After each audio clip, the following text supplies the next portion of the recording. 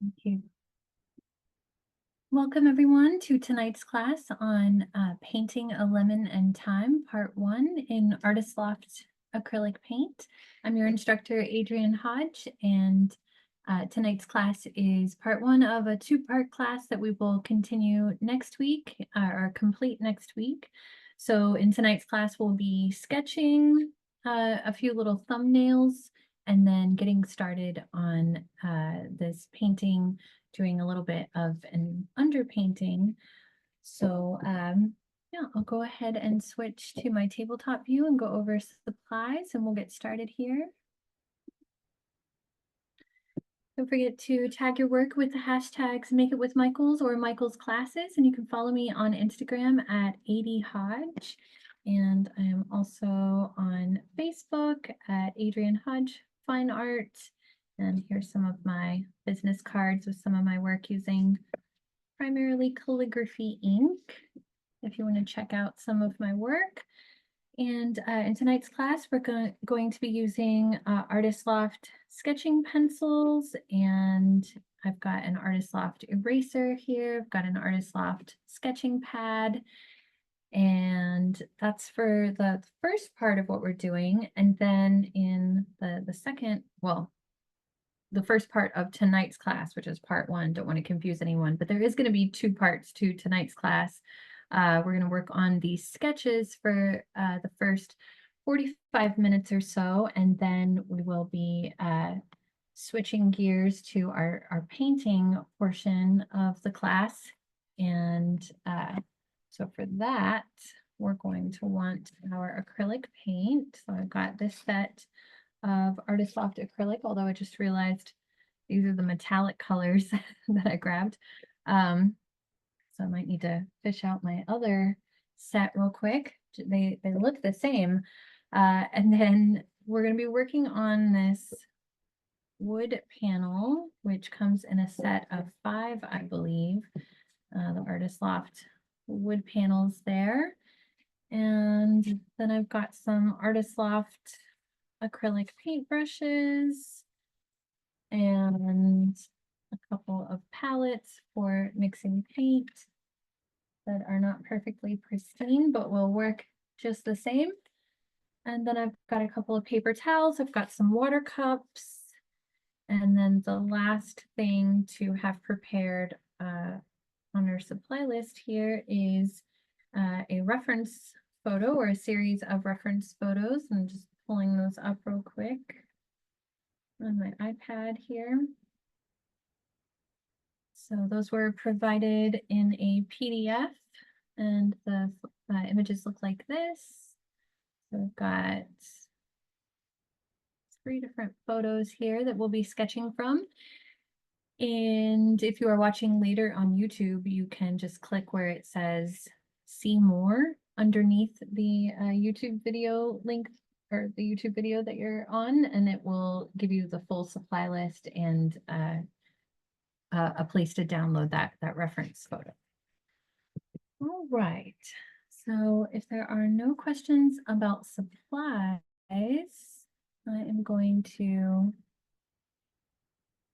see if I can grab the acrylic colors that I meant to grab here real quick.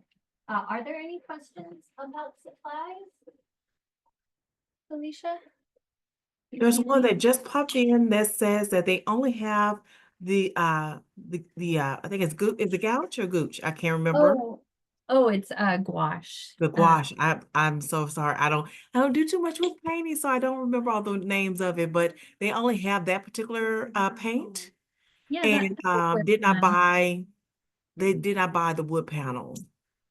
Okay. Yeah, you can use gouache on watercolor paper if that's all you have. That would be fine. And then I see Tony saying, does the wood panel need to be primed with white first? No, I don't think so. If you want to prime it first, you can, but I really love the way the wood grain peeks through when we do this kind of thinned out wash of paint over it. It gives it a nice effect. So I'm not gonna prime mine, but if you would like to prime yours, then you are welcome to. Okay, I found my correct acrylic paint colors very quickly, which was good. So let me just set all that aside so that we can talk about our sketches here first. Okay, so we're going to do a thing called thumbnail sketches to prep for this painting. And thumbnail sketches are really helpful little sketches that you do in your sketchbook to plan and prepare for a more involved work of art. I'm just trying to flip to a blank page here. The sketchbook's getting full of all my upcoming classes and recent demos here. I'm going to tear out this page and then go to a blank page.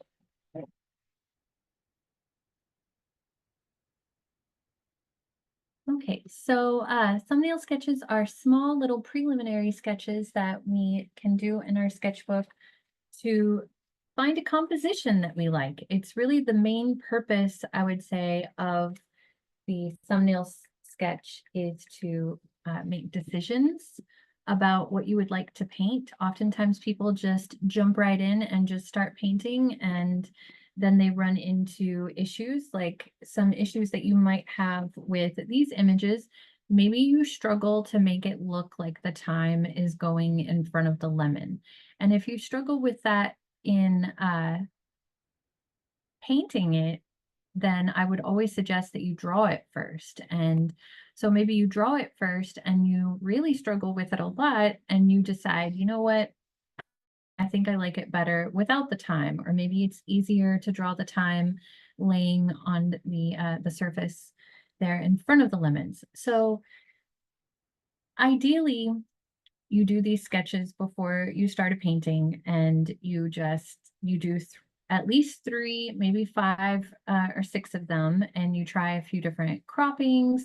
Like I took probably 16 photos of these lemons and this one lemon and some thyme this day, and then I chose these 3 photographs. But if you were working from your own reference that you took, then maybe you're trying to narrow it down and trying to decide.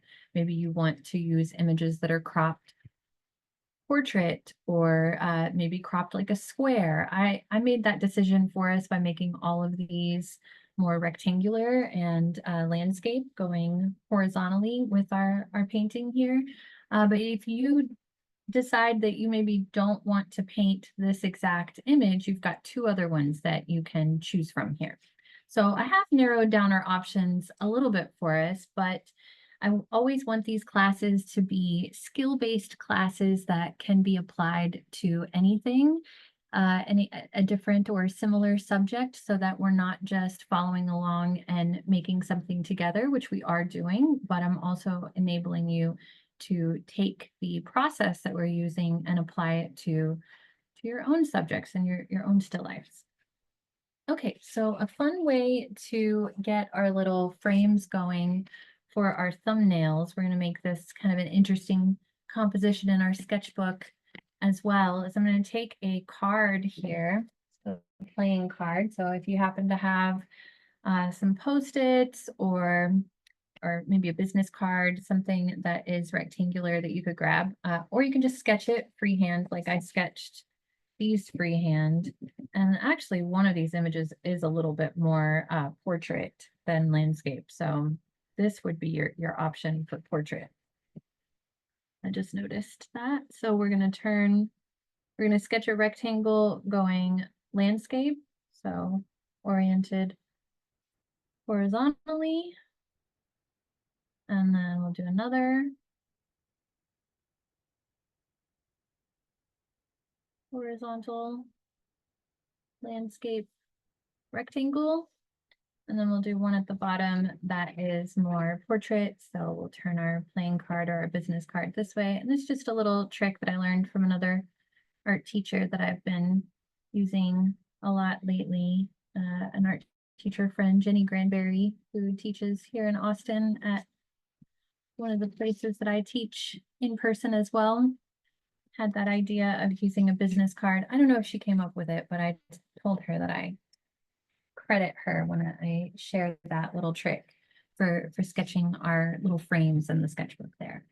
Okay, and then I'm using an H pencil to sketch, so my lines are showing up pretty light, but I'm gonna switch to a darker pencil as I sketch here. So if you're unable to see my lines, just be patient with me. I will make them darker as I go along here, and you use whatever pencil you prefer for sketching. If you want to be able to erase more easily, just keep those pencil lines on the surface of the paper and use an H pencil so you'll be able to erase more easily. And you can do as many of these thumbnails as you want. You don't have to just do 3.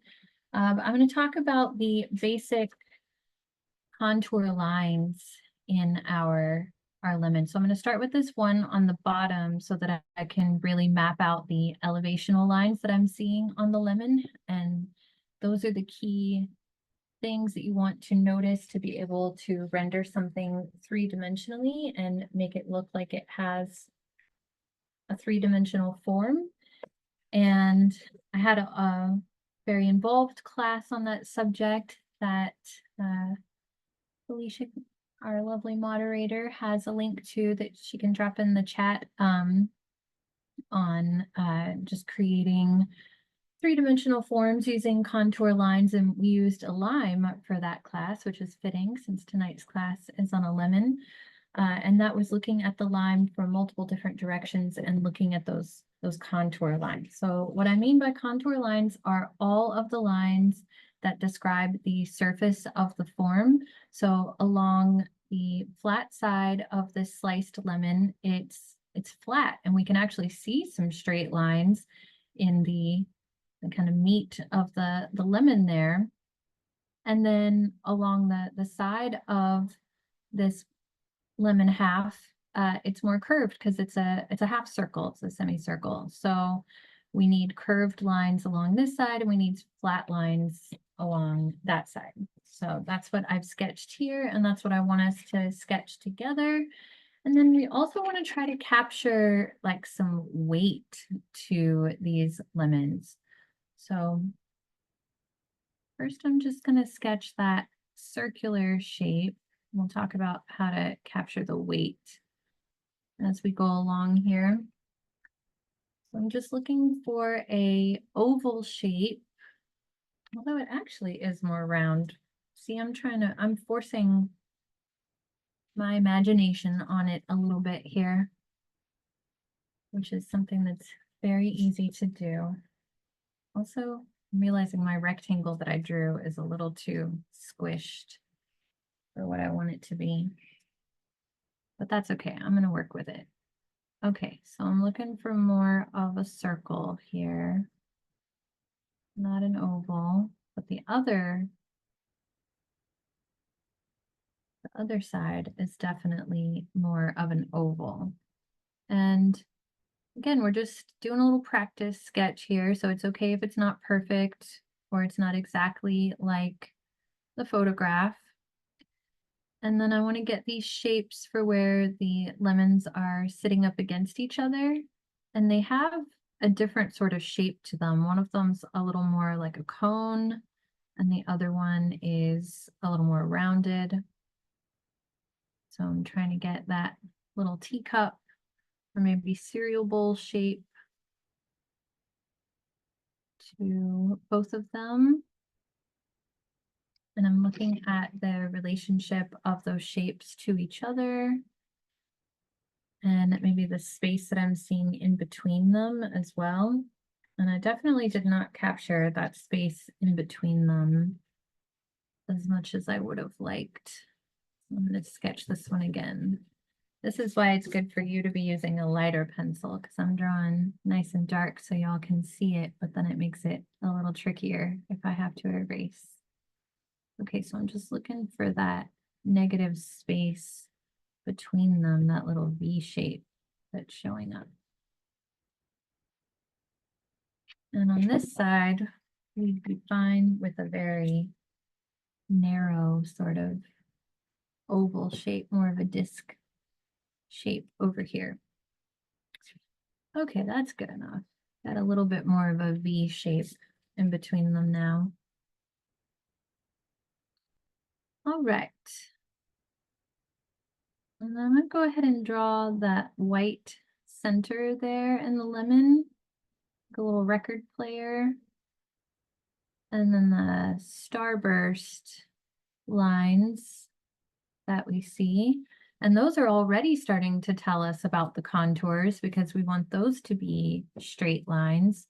But then we can just go over the whole thing with some diagonal hatching and cross hatching lines to really just notice how this side is flat. Whenever we go to paint it, we want to have that understanding of the 3 dimensions there, that it's flat right there, but then it's curved along this side. So this is how we're going to make it feel 3D. So we've got curved lines that curve on the horizontal axis there, and on the vertical axis, we also have curved lines, and those sort of radiate around. So at a certain point right here, it's a little more straight, and then the curved lines, they curve out in opposite directions. So to the left of the straight line, we've got lines that curve to the left, and to the right of that straight line, we've got lines that curve to the right. And if you're like, wow, this is too complicated, then you can check out that class on creating 3D forms with the lime, where I really zoom in on that lime in multiple directions, and that could really help you if you're struggling with this. But I'm going to go ahead and move on and talk about the other lemon, which is very similar. So we can go ahead and notice how that shape in the center is more of a disc there as well. And then we've got that outer white ridge to the rind of the lemon. And then we've got those curved lines that are curving in the same direction as this curve and this curve. And then here we've got these like radius lines to the elevation there. All And right. Oh, yes. someone is asking about the reference image. Yes, it was provided in the supply list in a PDF. So there are these 3 photos that were included in a PDF along with the supply list.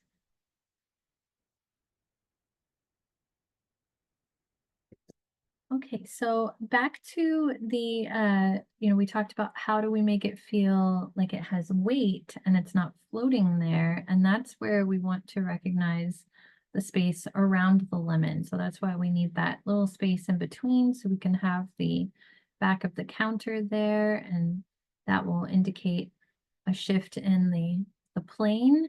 That it probably still feels like it's floating, so we need these shadows underneath to weight it down. So we're just noticing the change in those shadows, how they might be darker and lighter in some places. Maybe you need 2 or 3 different shapes here to indicate the shadow. And then across that shadow, we're looking for, again, straight lines. So they can be diagonal straight lines. And I'm going to soften them so that they feel more like some tonal shading here. So just starting to fill in that value and noticing how dark it gets in some places where the shadow is more dramatic, closer to the lemon.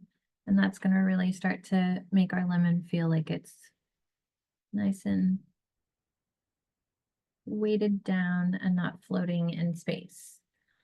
Okay, and then we want to understand this visual plane. So this is all the same visual plane. It's all flat right here. And so I'm going to draw it on a diagonal on each side because we're going to have this thyme laying across it in a way that feels like it's following that visual plane, like it's kind of going up a little bit. 'Cause the way I angled my camera, I was like more in line with the thyme. My eye level was down here. Okay, so we want some space. The thyme kind of crosses over itself like a little X there. So just having that understanding of the flatness of the counter surface there. You could even sketch in the tiles on a little bit of the tiles on the back wall. I'm planning to leave those out since I'm not planning to put them in on the painting, but I just want that understanding of how to get it to lay flat like that if you choose to do this one for the painting. Okay, so, and then I'm just gonna take the side of my pencil. I've got a 6B here, so it's nice and soft. And I'm just gonna make some little circle motions to make these little pill-shaped leaves all the way across. So I'm just kind of alternating here and there, maybe make a few of them clump together in 3s and 4s. But it doesn't have to be identical to the photograph to feel realistic there. And this is similar to the brushstroke that we're going to use to render this in our painting as well. So just getting a feel for those shapes that we're going to put on there. They kind of feel like little torch lights, the way the leaves clump together, like little pitchfork shapes.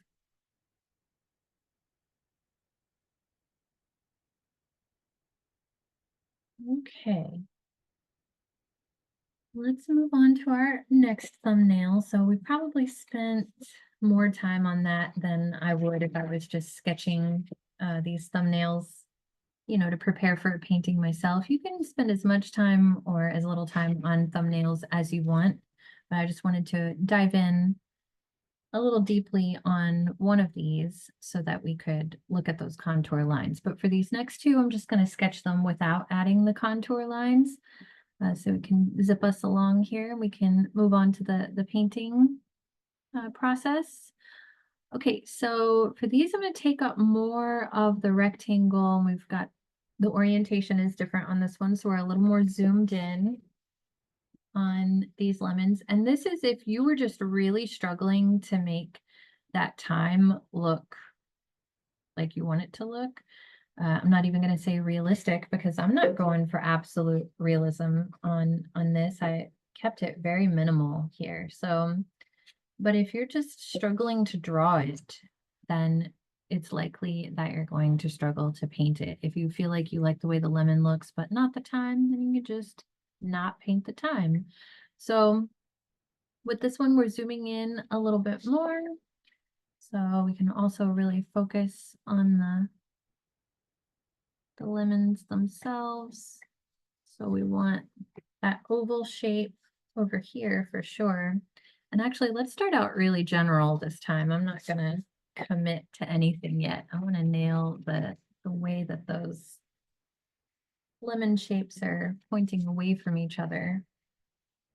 I'm going to use an H pencil first and find that shape. So give me just a moment and then I'll darken it with my B pencil.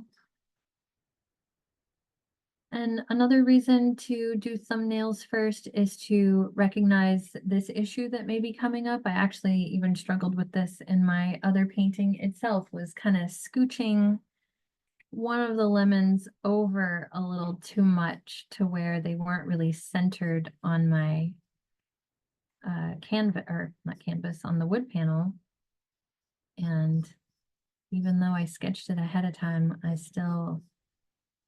didn't catch that I did that on the painting. Anyway, so just noticing if that's happening to you, that can be something that you can troubleshoot early on. Okay, so actually I need to scooch this one over a little bit more because I want to be sure that I'm leaving space in between them because I think that just makes it interesting in the photograph that they're not actually touching. So I want that little bit of space, that little bit of light between them.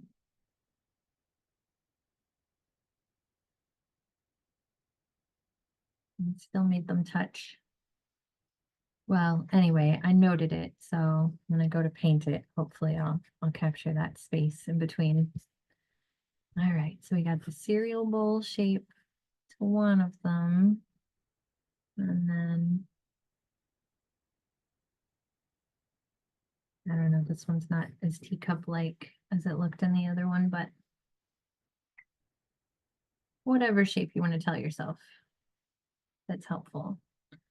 Okay, and then I'm just gonna sketch the white rind and then that little space in between, and we can make it a little more organic here. Let me switch to a darker pencil.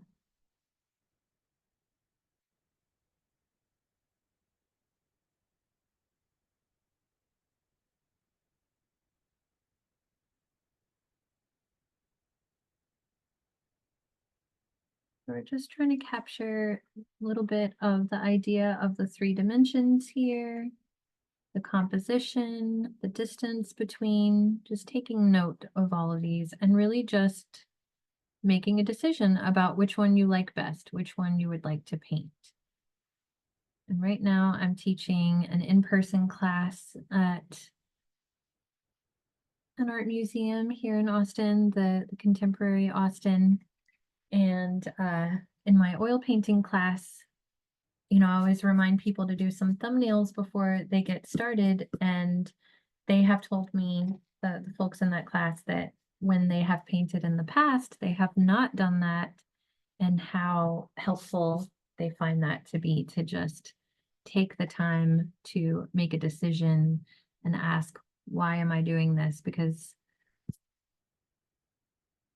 a lot of people just rush in to the painting process and don't take the time to do the thumbnails first. So I find it incredibly helpful to do as much planning ahead of time. And it's not just about planning, it's really helping you through the painting process, because we're going to bump into all of these issues and aspects of the drawing whenever we're setting up the painting. So it's good to already be familiar with it to some degree.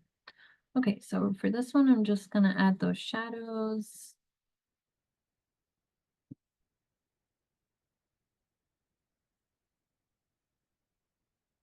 So your only job right now is to be forming an opinion and making a choice.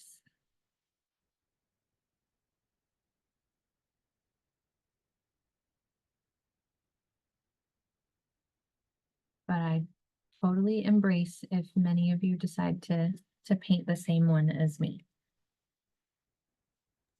Adrian, someone is asking, is it okay to use a canvas instead of a wood panel? Oh, yes, of course. Yeah, whatever material you have is the material you should be using. I actually had a little mini heart attack before the class started because I couldn't find that extra wood panel. And I was like, it wasn't that dramatic. It wasn't a mini heart attack. I was just like, oh no, am I going to have to use a canvas? I was like, it wouldn't be the end of the world if I had to do that. And then I thought about priming one of my other ones of these that I used for the Valentine's class. And then I thought, well, then we can't have the wood grain showing through, which I think is so nice. But then I found it. I was like, I think they came in a pack of 5. Surely I was prepared for this class. And I was. I found it. Anyway, it's fine to use something else, is my point.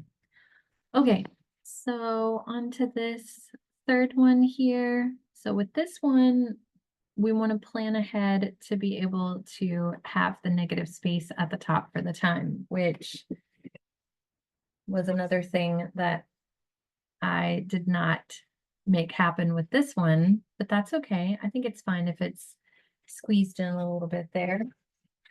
But I definitely sketched it with a little more negative space up there. So again, we're not looking for perfection here. We're just really, I just want to model doing thumbnail sketches and the purpose of them and how helpful they are.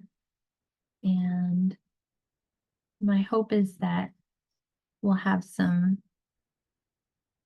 creative results tonight where some of us will do some of these other image or maybe not everybody will paint the same one this week and next week. But like I said, totally fine if everybody does the same one as me. So this is the one where the lemon half that's a little more teacup shaped is turned against the surface there. And yeah, I'm definitely bumping into the side of my rectangle here, which is just something I keep struggling with when I'm sketching these lemons. Maybe you are too, but I think it's fine, but I would like it if both of them were in the frame. So when I paint it, I need to try to scooch that one over a little bit more again. And also I want to take note of the fact that the flat side or the bottom of this lemon half is pretty in line with the other one, if not a little bit in front of it. So I'm going to pull it down a little bit. And the top is actually below that half.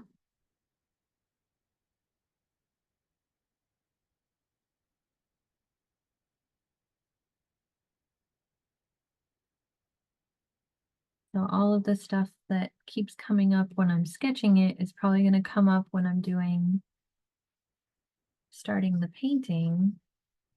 So I can just hopefully be a little more practiced and mindful of all of those issues. Let me switch to darker pencils. My lines are showing up a little bit more here. And I think the key word for this painting, it's one I use a lot whenever I'm trying to get people to embrace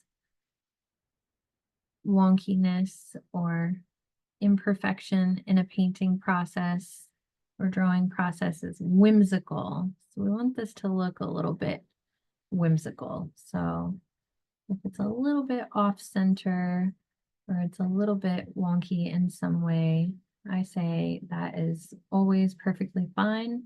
And that's when we say we were going for a whimsical style and we wanted it to look that way. That was the intent. And even if it wasn't the intent, we can always say that it was the intent, and people will usually not question that. All right, we've got a slight shadow along the bottom of this one. It's kind of hard to see, but it's there, but we're going to make it a little more dramatic on purpose. And we're going to put it a little bit over here too. That way we just give it a weight. And then we've got this pretty big shadow over here comparatively. And it gets pretty dark in between there.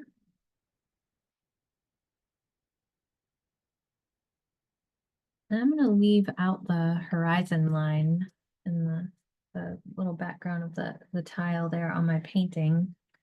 So I put it in on these other sketches, but then I left it out of the painting. So it's up to you if you put it in or not. Okay, so now I want to pay attention to the reflective light here a little bit more, because there's this big area where the light is hitting directly, and all of that light is going to be falling along those contour lines that we talked about. So we really want to make sure if we sketch in that light that we do it in a way that follows those curves. And then same thing to this little cowboy hat looking stem. It's not a stem, but the part where it would have been picked off of the lemon tree. Okay, and then let's get our thyme in there. I'm gonna put a little bit of a shadow along this side of the lemon. It does get pretty dark in between them. So we definitely want some of that shadow, and we want that shadow to curve there. And then maybe we can notice some of these glistening highlights as well. You could have noticed them on this one too. All these listening highlights are going to be following those flat contours. All right. All right, so the time is really leaning here. So we want to give a sense of this lean, this gesture of leaning against the wall. So I'm looking for a really organic diagonal line there. I'm going to do that one first because this one that the bottom is on the left is going behind the one that the bottom is at the front on the right. That's the one that's leaning in front. And I'm going to put a little double-sided line in there. And then it's going to taper off and get skinny as it goes up to the top. And then I'm going to stop before I get to the edge of the frame, even if the time does go higher on that side. And I'm just going to do my little pitchfork things and my little torch shapes coming off of that. And I'm going pretty dark with my pencil because this dark contrast of the thyme against the lemon is what really makes this composition. We don't have a whole lot of dark value on the lemons except for where those shadows are. So that's one thing that putting the thyme into the painting really adds there. All right. I'm just noticing the three-dimensional shape to the thyme at the bottom, giving it more of a weight.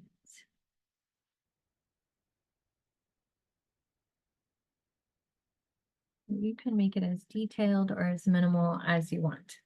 Okay, so it's about 6:40, and at the 45-minute mark was when I wanted to move on to our painting. So do you have any questions about those thumbnails before we move on? I'm not seeing any. Okay, so let's set the sketches aside and get my wood panel out here.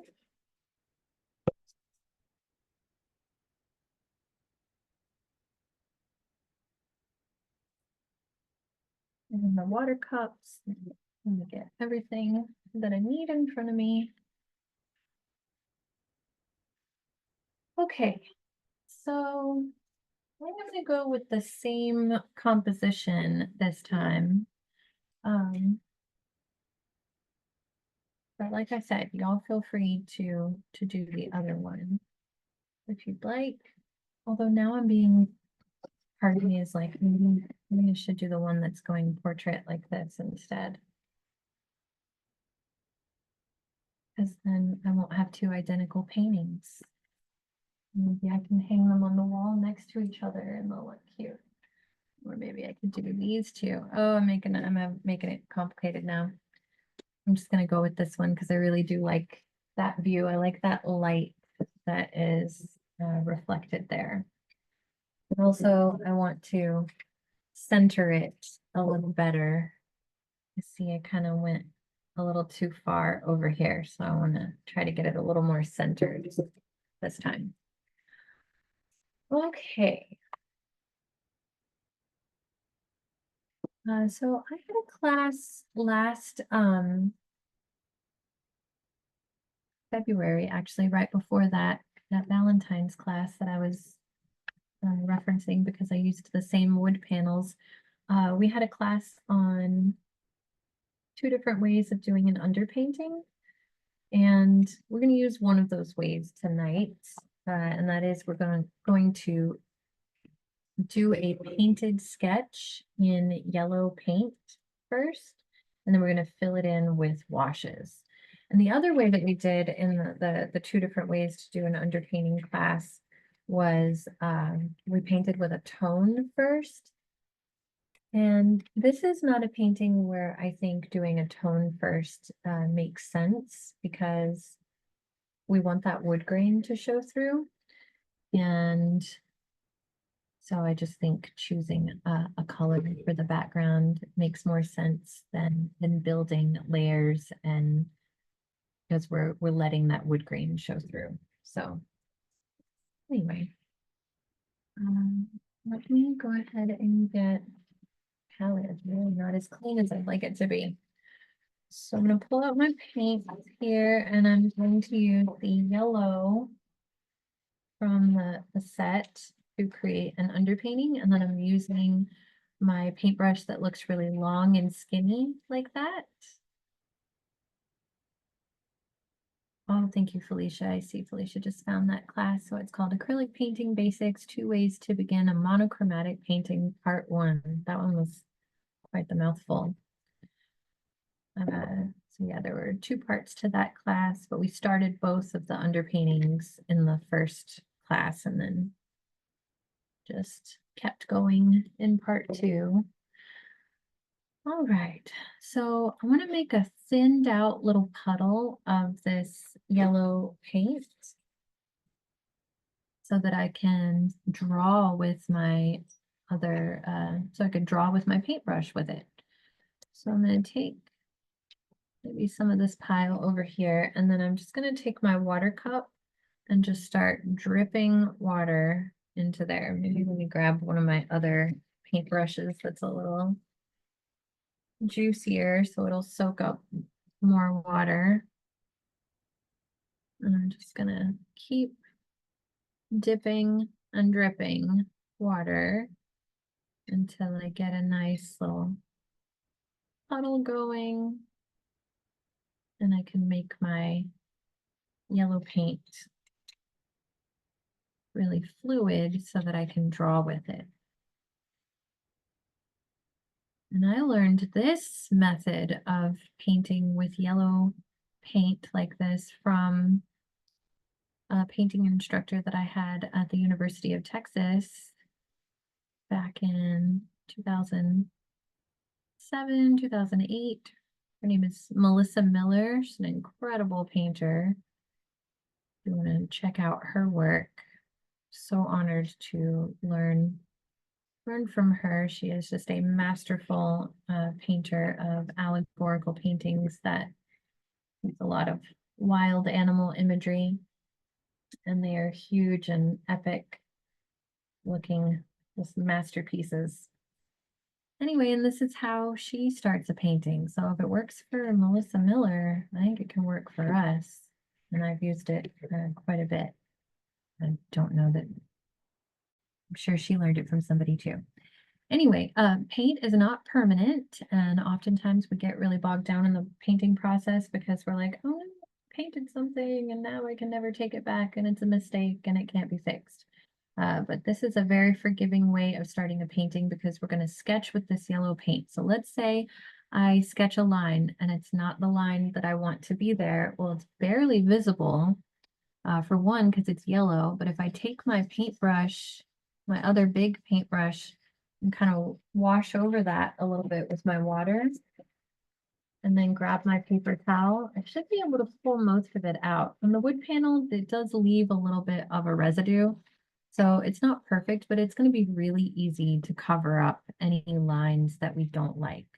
So that's why this is such a forgiving way to begin a painting.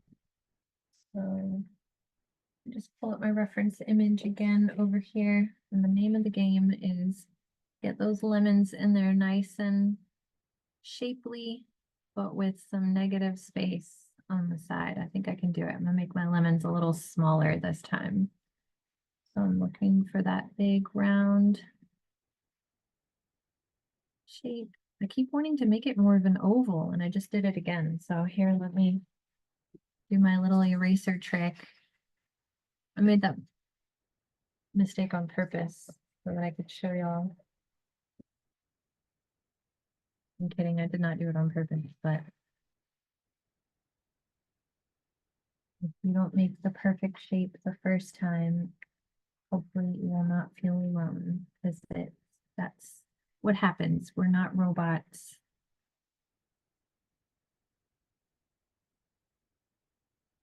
So give ourselves grace throughout the process here.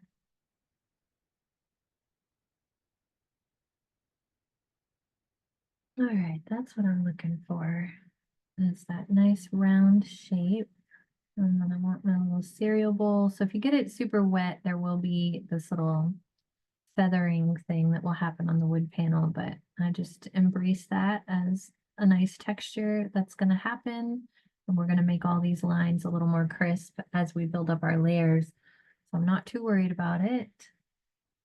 Okay, yeah, so the key is just making the lemons a little smaller. I made them so big before. Okay, and yeah, we want a little bit of a gap between these as well. And I'm starting to go a little too high with my lemon on this side. I wanted it to be a little shorter.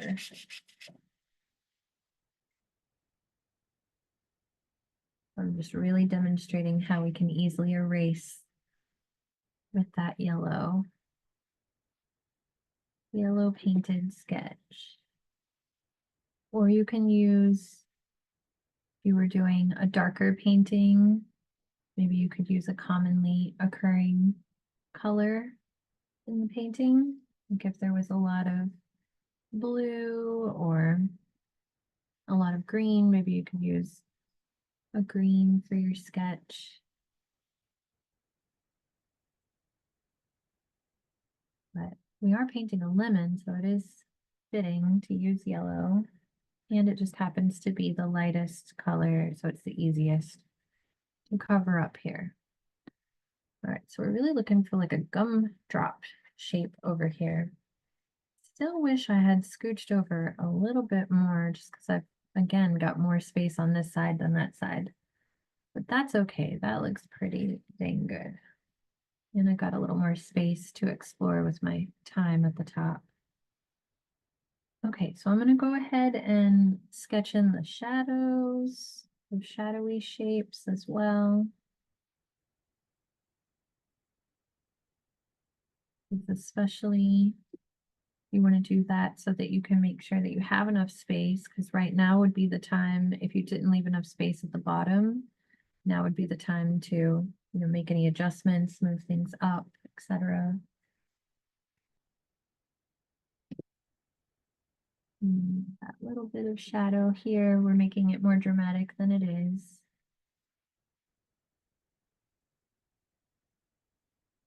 Okay, and then I'm just going to do the kind of crossover of the thyme just to make sure I've got the space that I want for it.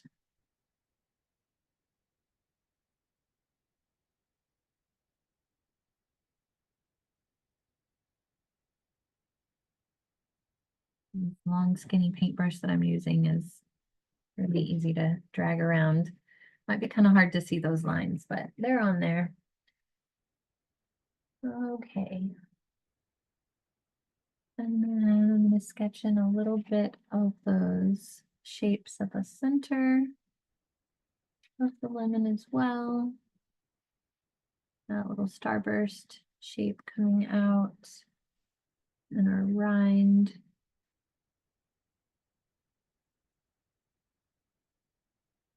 The way that line bled earlier, I kind of already have the shape of the rind there for myself.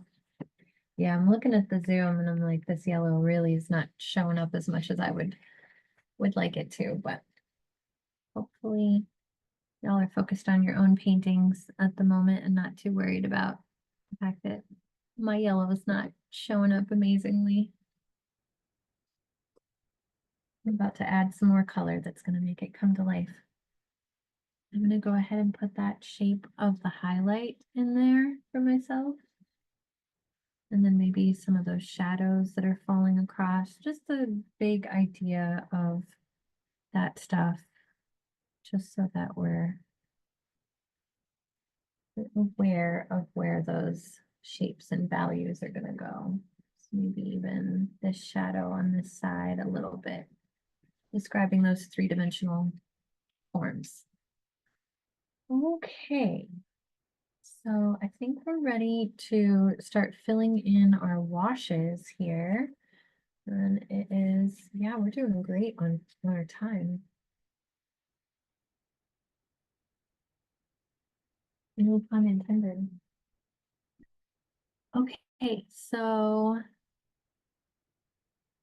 I'm gonna make a wash of blue.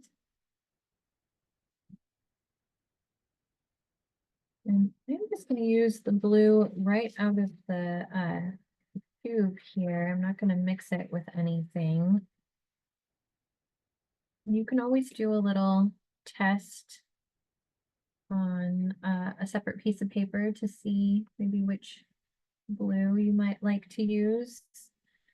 I've got cobalt and ultramarine in this little 12-piece set here. And I really liked the way the ultramarine looked, so I just went with that.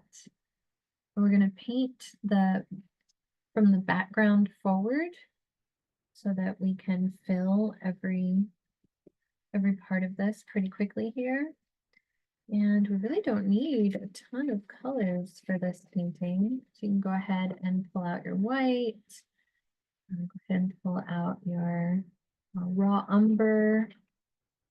And then your dark green. I've got a hooker's green here. So yeah, whatever your dark brown is and your darkest green, that's what you're gonna want. And then we want that black for our shadows. And then actually we do want a little bit of our yellow ochre as well for some of our different values on the yellow of the lemon where it's a little more brown.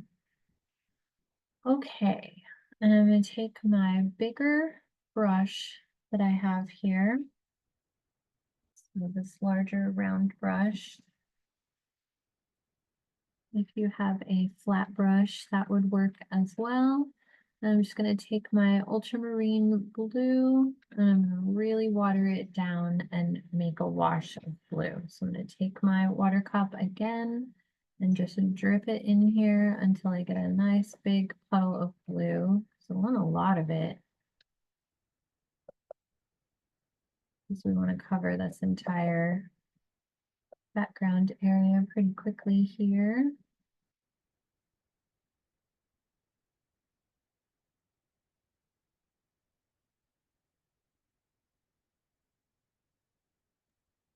Adrian, there was a question asking, could they use could they lightly draw with a pencil on the board? Um, or would it cause it to mess up? Or if they make a mistake? Oh, you could do that, but it might be kind of hard to erase your lines, depending on how dark you draw with the pencil. Um, so yeah, it's up to you if you want to do that. Always an option.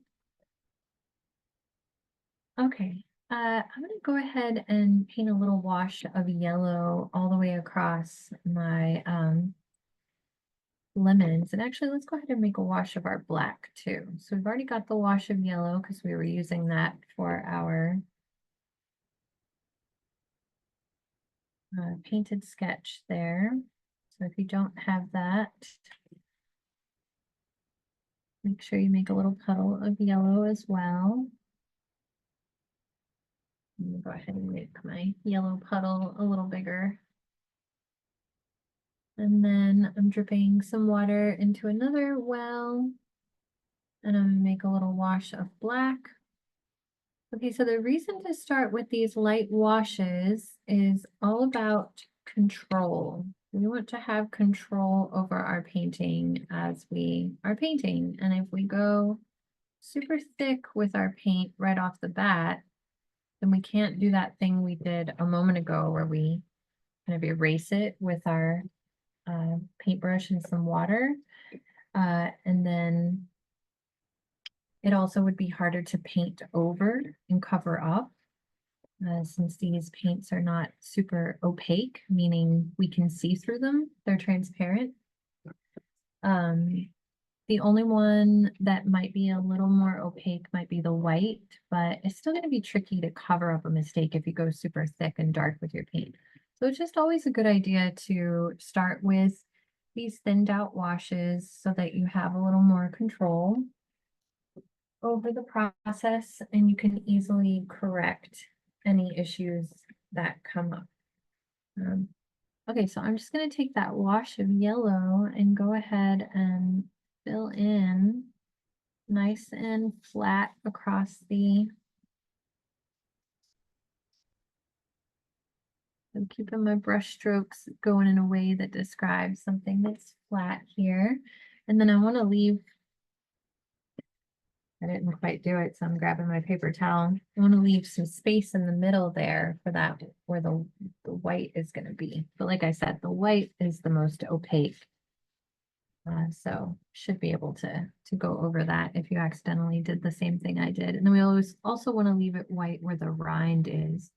But this little base layer here that we're doing is actually going to be close to the color that we want in the end. So we're not going to have to do too much more to it except for add a couple more layers of different values and different colors here. So on this side, I want to keep in mind the where that highlight is going.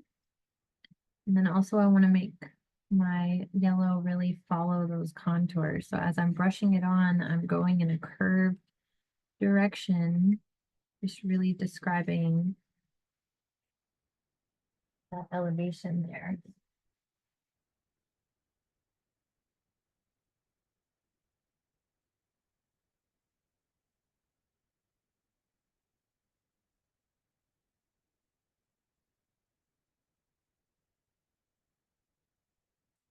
Okay, so that's that.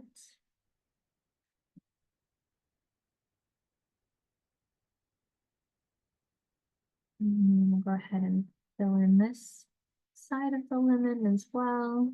The nice thin wash of yellow.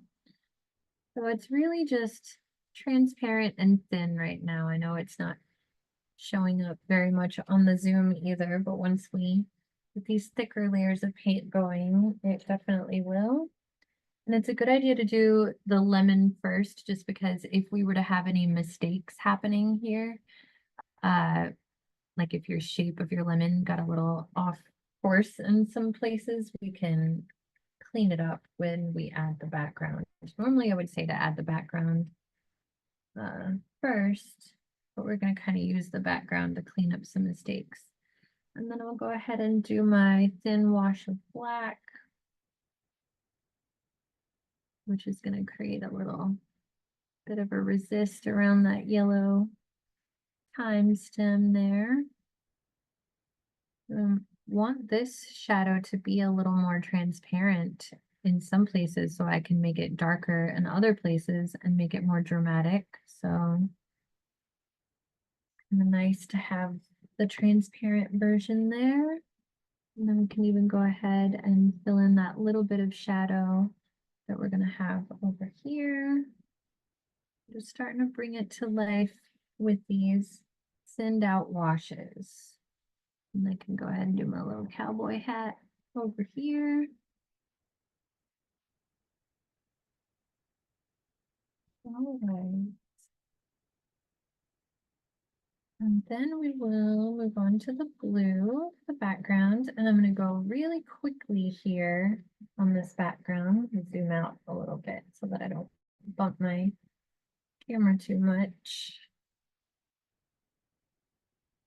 Okay, so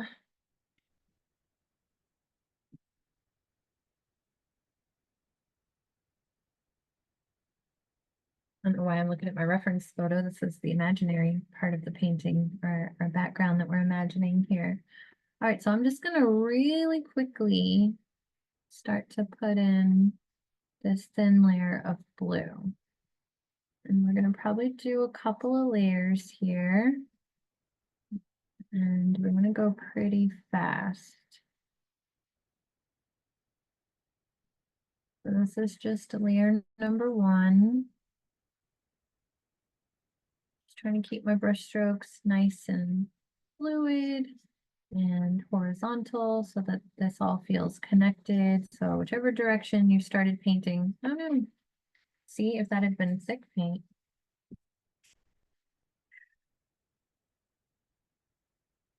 Let's see if I can pull that out without turning it green. I did it. Hopefully I'll be able to cover that up later. Okay. Back to my blue. Yeah, and if we end up with some little stripes here, got an imperfection on my wood panel, but that's just gonna add character. I'm painting over where the thyme is gonna go. I'm just painting over that entire area. And this is where I said you could kind of clean up the shape here if you needed to with the blue.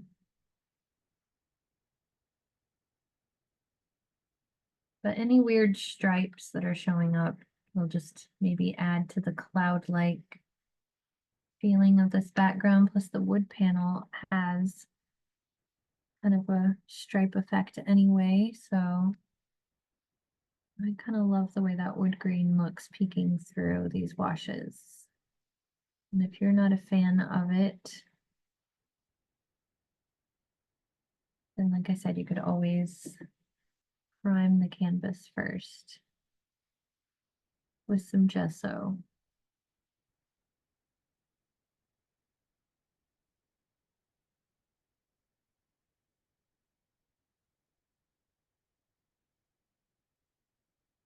I think I'm gonna need to create a little more of my blue wash. I'm running out in my puddle here.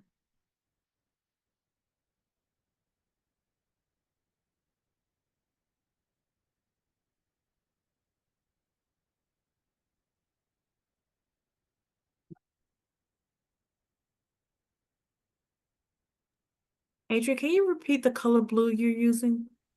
It is just the ultramarine blue that comes in this 12-piece set.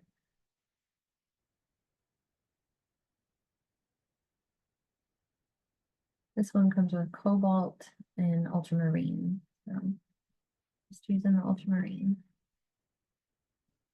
Okay, this time, since I had to remake my blue, if you had to like stop and make more of it, in case I'm not sure if it's going to be a little darker, so I'm going to start down here in the bottom corners and then work my way up.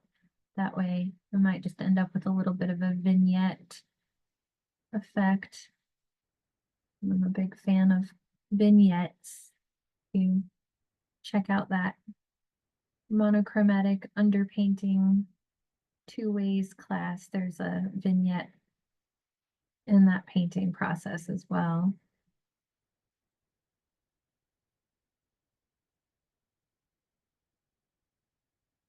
I'm just keeping that horizontal flow to all of my brush strokes, even if I have to like come around some corners here as I'm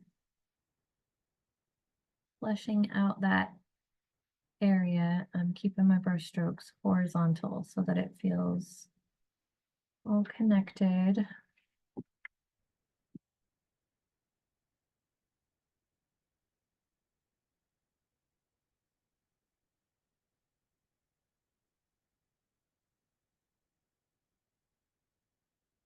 And I'm just going right over where I sketched in the shape of the thyme, or those lines for the thyme.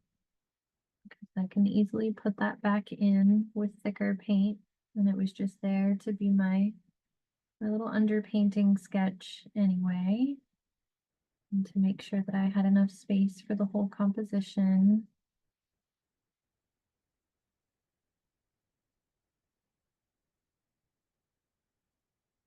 And if you were working on canvas, I would still go this thin, even if you don't have the benefit of the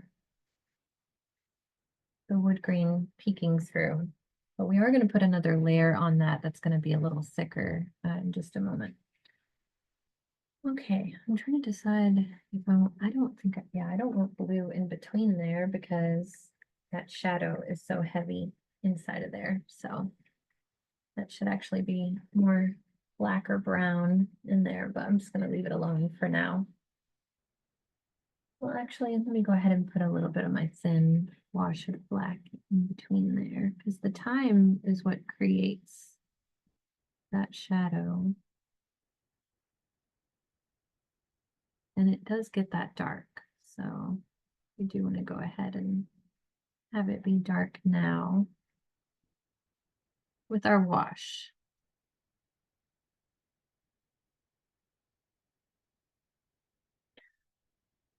Okay.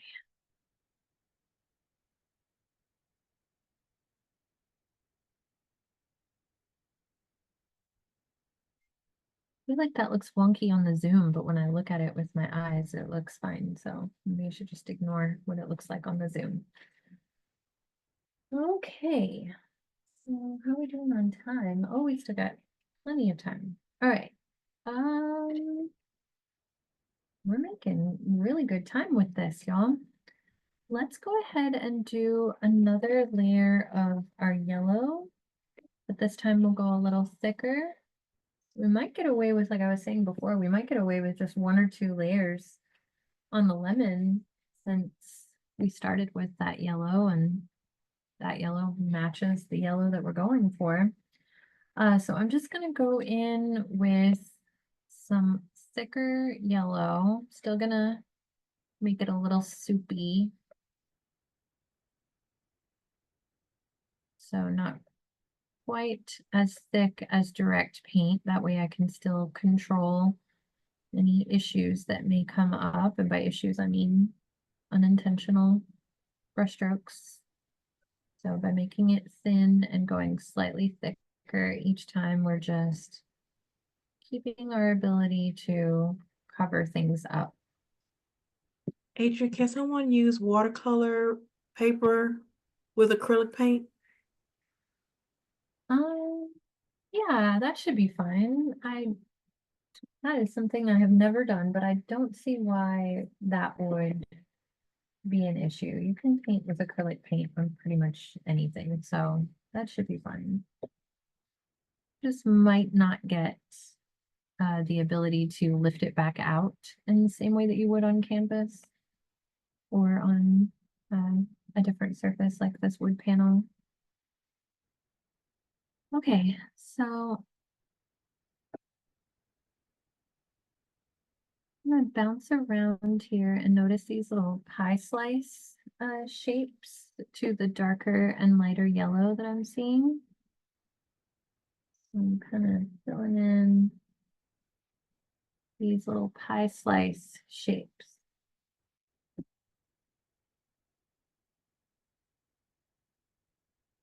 I'm leaving some space in between them for that white. And you don't have to be exactly like the photo here, because again, we're going for whimsy. So if you want to just do the number of little pie slice shapes that make sense to you, that would be good. And make sure you're leaving a little gap for that white rind edge there. And then we can even go ahead and do that line of yellow. I'm kind of hovering with my paintbrush a little bit so I can control where I'm putting it down. And I'm just trying to clean up that little outer edge there.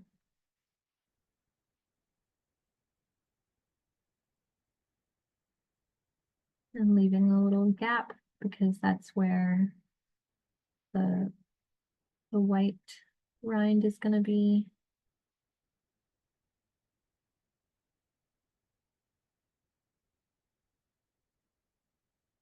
And then I'm going to notice how it's a little more bright yellow right here. And it's a little more bright yellow at the bottom. So I'm just doing a thicker layer of my yellow now, but we're going to do another layer with that more brownish mustardy yellow. Get some differences in the yellows that we're seeing. And then I'll do the same thing over here. Just notice where I see that bright yellow, making it a little thicker, cleaning up the outer edges.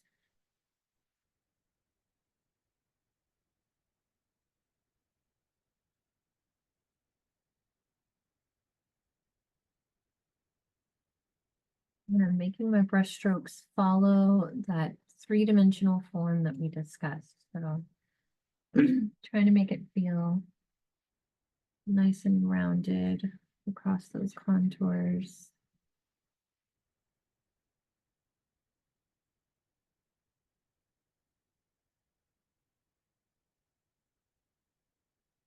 Oh, I've got a hair on there I have to get rid of.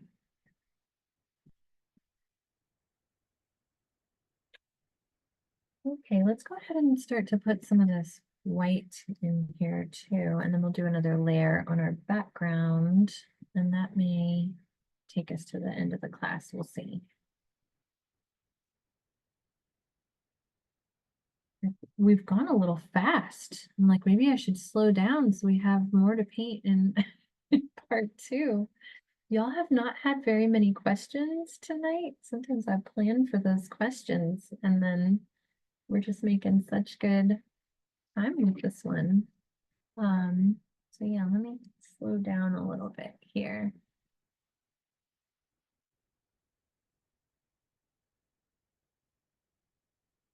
It looks like we've gotten to all the questions that have been asked, so I'm just gonna keep going, but I'm just slow down a little.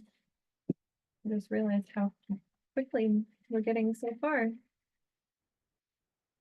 But there's lots of fun details on here too, so there'll be plenty to cover next week because we've got some like texture going here and some different values on the time and then some details here on the side of the, it might take a few layers to get those things to really happen. But just for now, I'm gonna go ahead and do one thinned out layer of the white. So I'm just adding a little water to thin it out. Since we can always do another layer and make it thicker.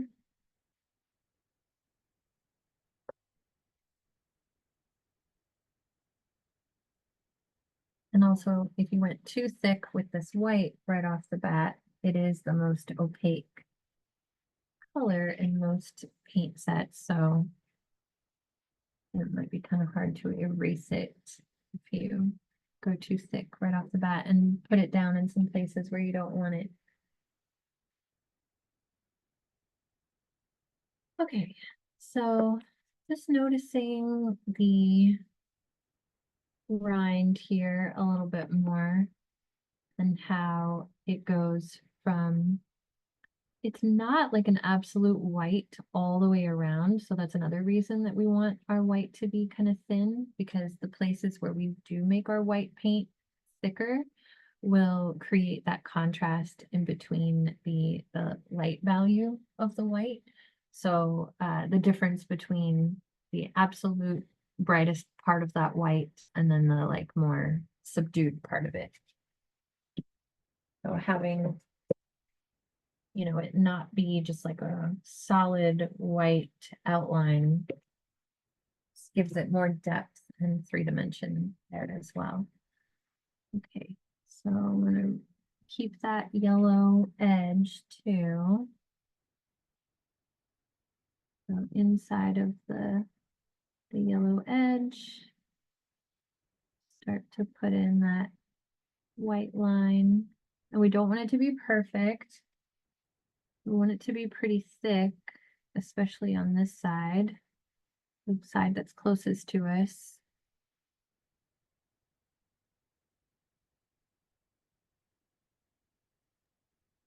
Adrian, there was a quick question. Someone said that they didn't have a paint palette, so she's using a plastic lid, and it appears that her blue may be a little bit thicker than she wanted. What would you suggest? I would just keep making a puddle in your lid. Maybe if you have another plastic lid that you could use, that way you can make some different, separate puddles that aren't going to run into each other. because that might be an issue you're running into. But yeah, a lid is fine. You got to improvise sometimes. But yeah, maybe if you have another one that you could use instead so that you can make a little puddle of those colors.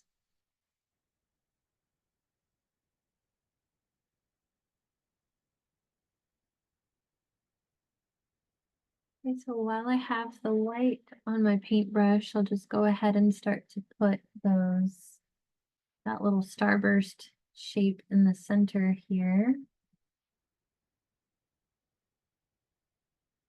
And yeah, having a few different layers to this and not just one layer is what's going to really give it some extra dimension here. So doing it nice and thin at first, and then having that thicker layer is what's going to create the effect of these different values of white. I'm just gonna have us go ahead and make like a pale yellow with white and yellow, but we might save that for next time. But you know, there's three different, I would say 3 or 4 different yellows in here. We've got the pure yellow that we used as our base, and we've got this paler, more pastel yellow, and then we've got the mustardy color. So like 3 different yellows there. But for now, we'll just go ahead and put those little dividing lines in between our high slice triangle shapes. Start to put those in there, and they don't have to be perfect. This is just the first layer, and we can easily clean this up if we have any issues down the line. Okay, now I slowed down so much that I'm like, maybe I don't have time to do that other layer on the background, but we've got plenty of time next week to complete all this. So I'm just indicating where that highlight is going over here while I've got this more thinned out puddle of white. Again, we're going to make kind of a pastel yellow to do another layer on here. I'm just doing it kind of like I did in the sketch too, like a little sun spiral chasing its tail there.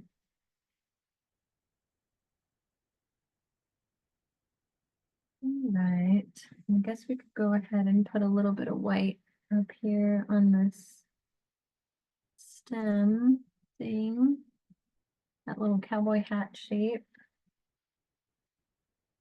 Okay, yeah, let's go ahead and do another layer on the background, and that'll be where we land at the end of the class. So I'm gonna go a little bit thicker with this layer. And just still watering it down. And add a little bit more paint to it as well. And get it a little soupy.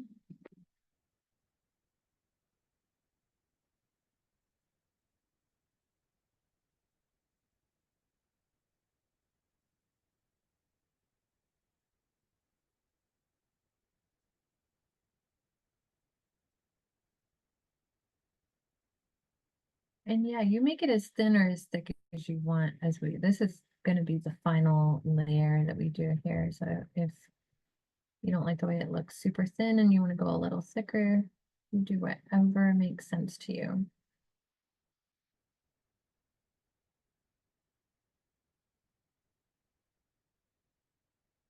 I was almost going to suggest that we do different colors for our backgrounds, but I really do think the yellow and blue contrast so nicely. But what other colors are that we have used? You could have made a violet. You could still make a violet if you wanted to make a red violet right now and go over it with red violet. Then you would have violet and yellow, or maybe burnt sienna, but then that would just end up looking brown since we already have the blue, but I think that would be really nice, brown and yellow. So it's up to you if you want to make it a little different than mine.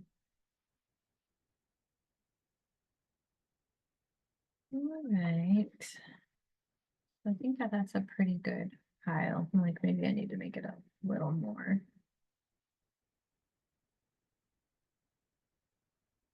All right. And then just as quickly as we did that other layer, put this layer on.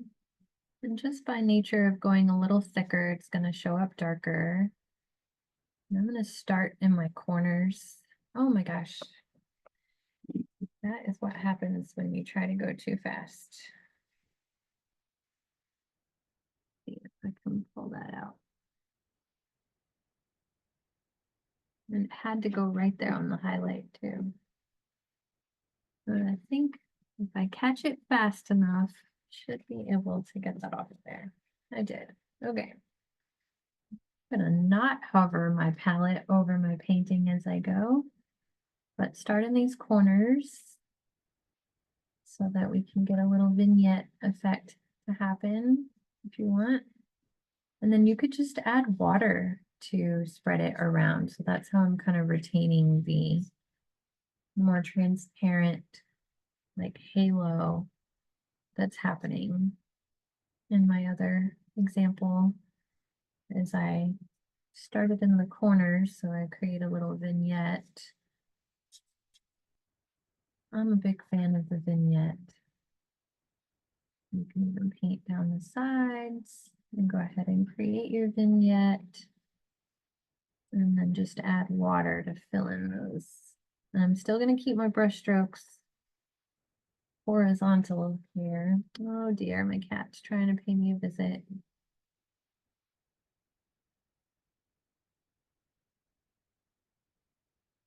My cat knocked over a glass of water 7 minutes before we opened the Zoom tonight. It was very stressful. It was quite the dramatic scene over here.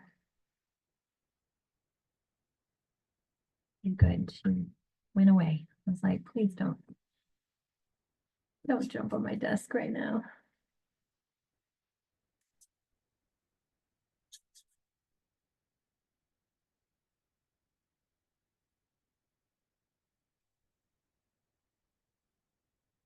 Maybe I should have saved this for the next class.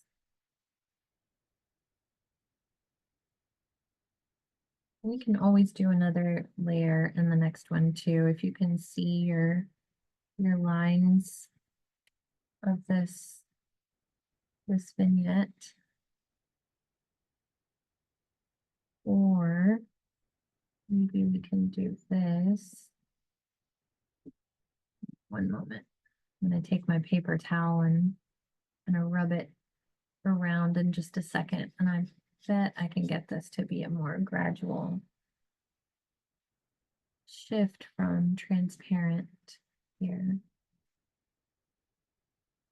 We really are just like staining the wood with this color. Take my paper towel.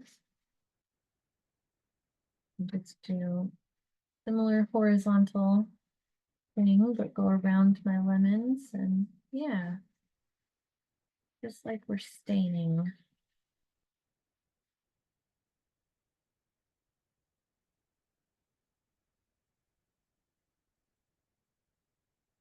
And that should ease up any weirdness.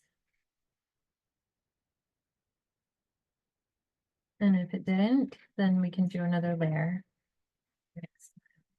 But I think that's pretty good for me.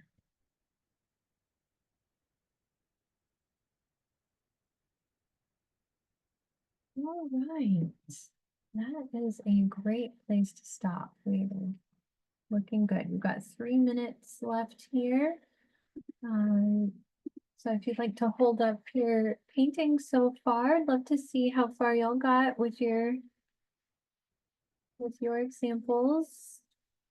We can spotlight you.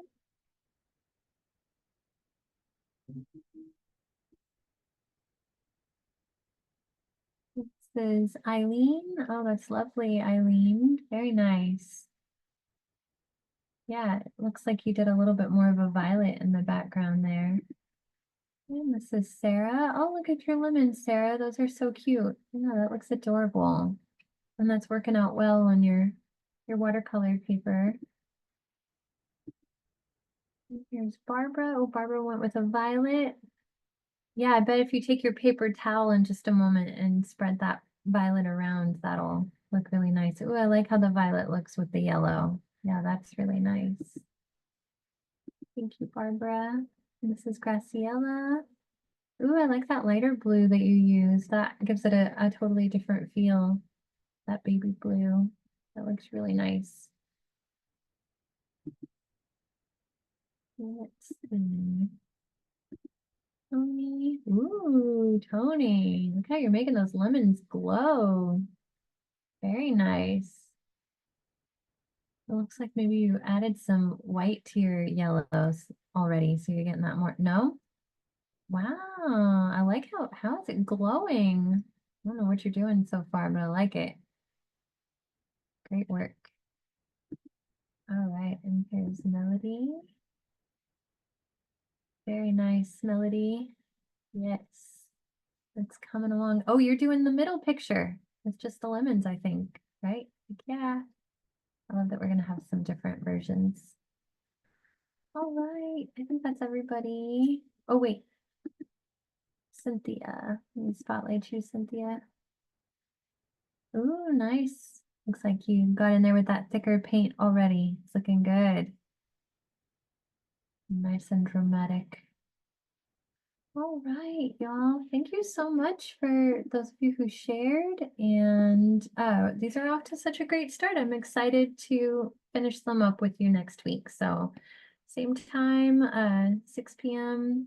Central Time next Wednesday, and we'll finish our lemon and thyme paintings. Thank you all so much. Have such a wonderful evening. Thanks. And thank you to our moderator, Felicia.